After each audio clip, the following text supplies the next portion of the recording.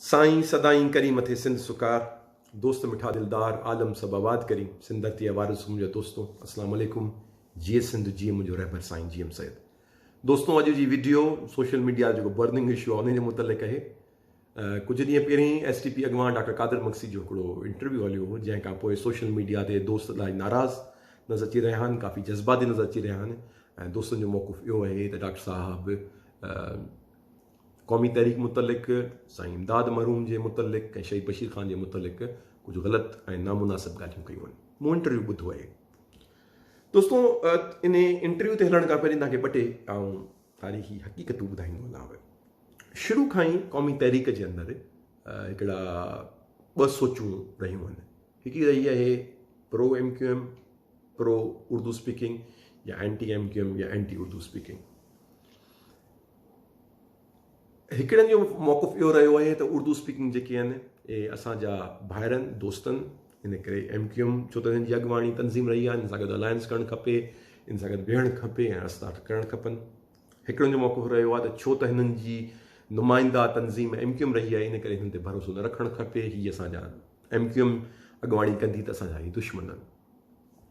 असीं जेके GSN वारा रहिया आहियूं, जेके साईं जीएम सैद जे स्कूल ऑफ थॉट सां रहिया आहियूं, असांजो मौक़ुफ़ हमेशह प्रो महाजर उर्दू स्पीकिंग रहियो आहे, जंहिंजो इल्ज़ाम इहो लॻो वेंदो आहे त हीअ प्रो MQM आहिनि।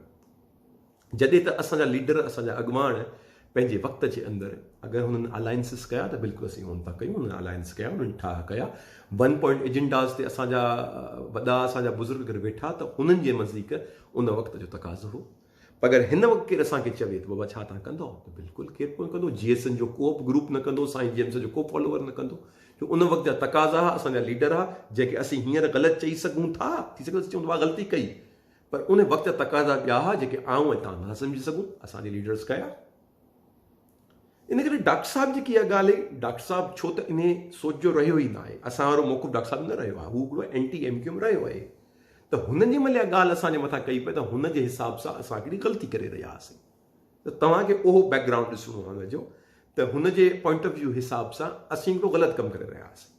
असांजे पॉइंट ऑफ व्यू हिसाब सां असीं ग़लति कमु कोन करे रहियासीं, असीं वक़्त जे तक़ाज़े जे हिसाब सां हिकिड़ो कमु करे रहिया हुआसीं। ऐं असांजे लीडर, असांजे बुज़ुर्गनि जेको कयो पए, उन्हनि जी किथे बि नियत में बदनियती न हुई।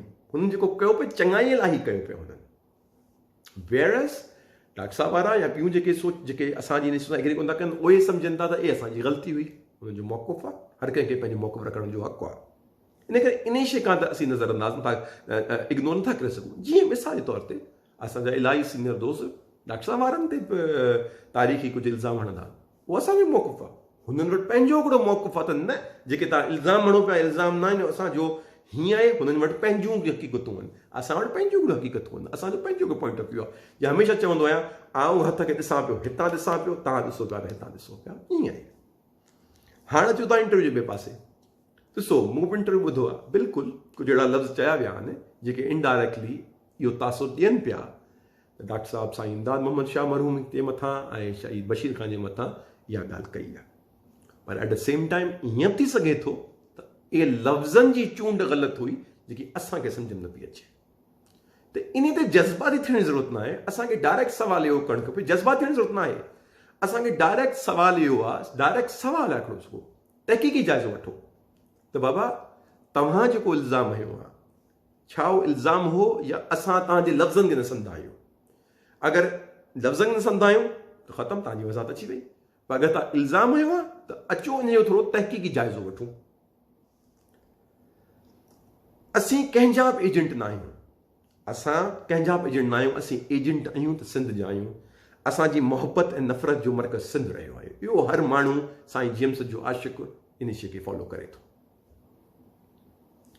अगरि तव्हांजे नज़र में या तव्हां सम्झो था त असांजे किन माण्हुनि खे ॿाहिरां किथां सपोर्ट आई पए, त फैक्ट एंड फिगर्स ते ॻाल्हायो।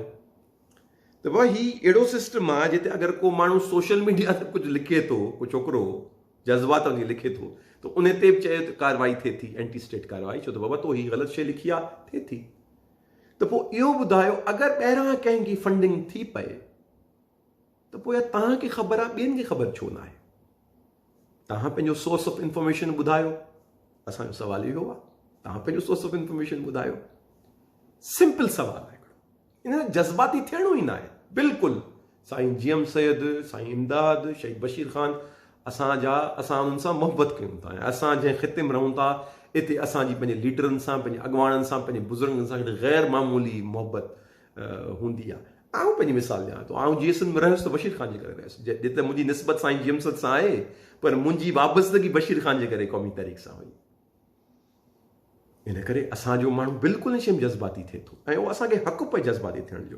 पर हीउ सोशल मीडिया जो जहान आहे। हिन सोशल मीडिया में असीं सिंध जो केस विढ़ूं पिया, असीं पंहिंजे माण्हुनि जो केस विढ़ूं पिया, असीं करप्ट माण्हुनि खे बेनकाब कयूं पिया। इते जज़्बाती बि थिबो, पर कॾहिं कॾहिं थोरो प्रैक्टिकल बि थिबो। ऐं प्रैक्टिकल थियण जो सिंपल हिकिड़ो सुवाल इहो आहे, मुंहिंजो ॿुधाइनि तहक़ीक़ी जाइज़ो। इन करे दोस्तो जज़्बाती न थियो, पंहिंजो फ़िक्र जेको आहे, पंहिंजी सोच जेकी आहे उहा हिकिड़ी आहे।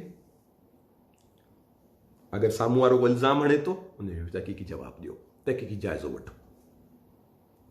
पर अगरि पोइ बि इल्ज़ाम लॻनि था बग़ैर कंहिं फैक्ट एंड फिगर्स सां, पोइ तव्हां तनक़ीद कयो। पर महिरबानी करे उन तनक़ीद में एजेंट, वंगारी, कंहिंजो वाठो, XYZ अहिड़े क़िस्म जा इल्ज़ाम न हणो। मज़हब बदनाम कॾहिं थियो? मज़हब तॾहिं बदनाम थियो जॾहिं मुल्हे ते थींदड़ तनक़ीद खे असां इस्लाम जी तनक़ीद सम्झणु लॻासीं।